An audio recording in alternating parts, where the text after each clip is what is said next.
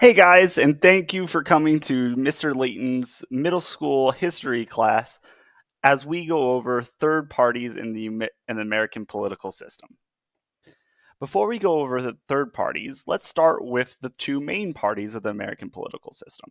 On your left, you have the elephant of the Republican Party, and on the right, you have the donkey of the Democratic Party. While there are third parties, which we'll go over, these two parties are the main ones, and they win almost every election. The first election we want to talk about involving third parties is the 1892 election involving the Populist Party. The Populist Party was formed by farmers who did not think that their needs were being met by the Republican or Democratic Party. This is a large majority of why third parties are formed. People do not believe that their beliefs are being adequately talked about among the two major parties. The next election we want to talk about is the 1912 election involving Teddy Roosevelt. Teddy Roosevelt was a former president who believed that the incumbent president, William Howard Taft, was not leading the Republican Party correctly.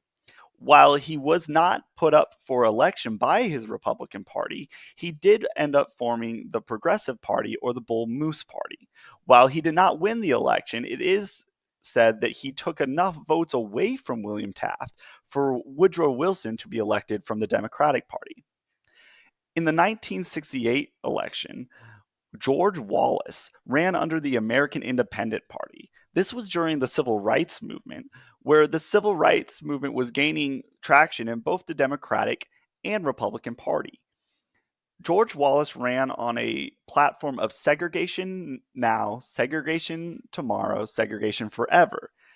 These ideas were prominent in the South, which was a solid blue prior to this election, where Wallace took most of the South away from Herbert Humphrey, winning the election for Richard Nixon. In the 1992 election, Ross Perot, a businessman, ran as an independent, not a party itself, but as a significant draw from the Conservative Party that shared a lot of the same beliefs with Ross Perot when it came to business, essentially sealing the election for Bill Clinton and the Democratic Party.